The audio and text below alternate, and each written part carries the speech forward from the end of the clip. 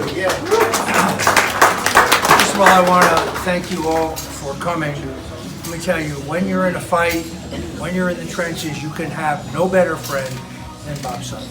And to prove to you that I am a unifier, I also recognize my friend Richard Janelle.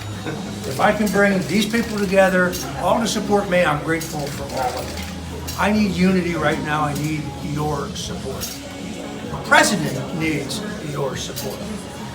The president is the great disruptor.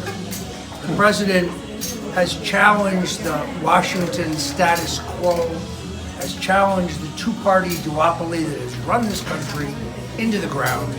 And it is why there is this manic drive by the left-wing Democrats and their handmaidens in the mainstream media to remove him. But look at the results.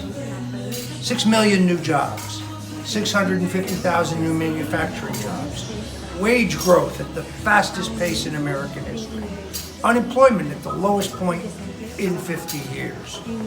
You know, I try to look at these things historically. Let me tell you about the Donald Trump that I know. Narcissist, megalomaniac, crude. These are the things they said about Theodore Roosevelt. Those are the things they said about Abraham Lincoln, ironically. You can't judge the Trump presidency when you're in the middle of the Trump presidency.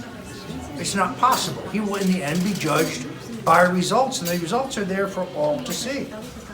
The S&P had an all-time record today. But we were told when he was elected, oh, the stock market will crash, that we'll have a world war. Well, he's bringing our troops home, which was part of his campaign pledge. He ran as an anti-interventionist because he knew the American people were tired of sending our men and women and our tax dollars off to these endless foreign wars with no end in sight and no clear objective. He's keeping faith with the American people. And you've seen an unprecedented attack on him in the mainstream media for keeping his promises. It's extraordinary. So the drive for impeachment is very real. It is a great danger to this president.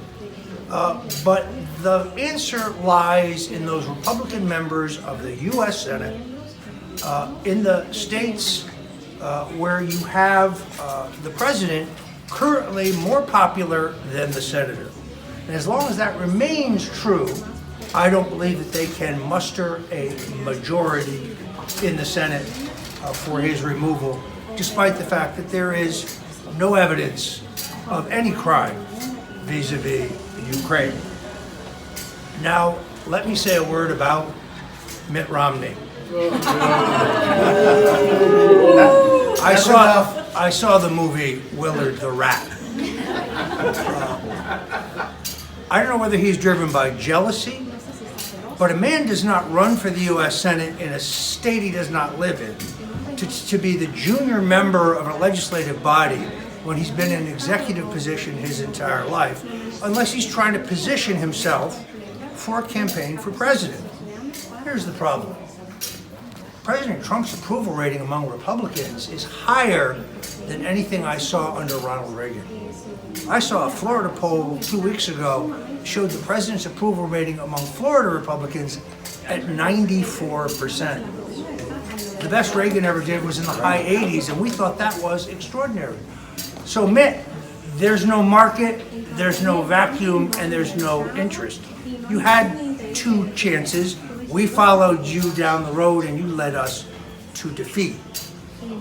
Now in Donald Trump you have a brawler, a man who doesn't worry about being politically correct, a man who is not driven by a desire to be president, not driven by ego, not driven to be famous, because how could you be more famous than Donald Trump? It's certainly not doing it for the money, because this has cost him money.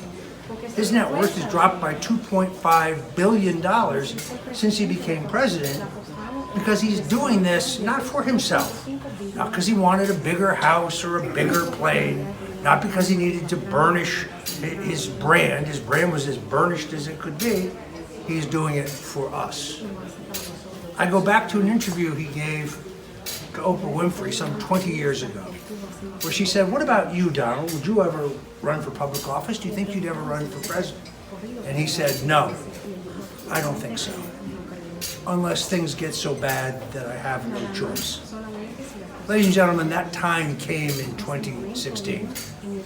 And he took on the entrenched special interests and the elites of both parties who tried to laugh his candidacy off and didn't understand the improbable possibility of a New York billionaire with an enormous amount of courage, an extraordinary amount of stamina, and his own individual style. I understand that his style grates on some of the elites. He's crude. Let me translate that. He doesn't have some 25-year-old kid writing his stuff. He speaks from the heart. Sometimes it doesn't come out right, but you know what? It's authentic. It's genuine. It's heartfelt. And that's why I think he has, despite the fact that he's a man of great wealth, he's never lost touch with his middle-class roots. And he understands how average people talk around the dinner table. No, I think he's endangered. But I don't think this fight is anywhere near over. It is just beginning. He needs your support. He needs your energized support. Prior to the current impeachment brouhaha, I thought that the greatest single impediment to the president's reelection was overconfidence among his supporters. I did a tour through North Florida. I spoke in Putnam County, I spoke in Clay County, I spoke in Alachua County. I ate a lot of ribs, I must tell you. And I kept hearing Republicans telling me it's going to be a landslide. It's going to be a cakewalk. It's going to be a walk in the park. That was never, ever true. The combination of internet censorship reasserts the power of the mainstream media. You see, in 2016, they lost control of the political narrative. And now they want to put the toothpaste back in the tube.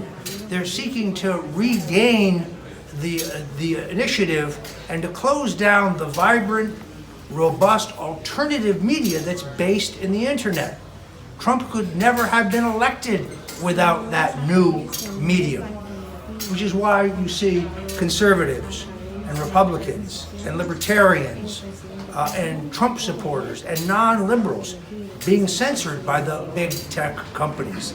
This is an enormous danger because the president needs a platform from which to counterpunch. When he is attacked by CNN and MSNBC, he's a fighter. He will always counterpunch, but he needs a platform from which to do it. So, I thank you all for coming. I know you recognize that I am limited in the things that I can discuss, but I want to extend my heartfelt thanks on behalf of my wife and I for your support in our ordeal.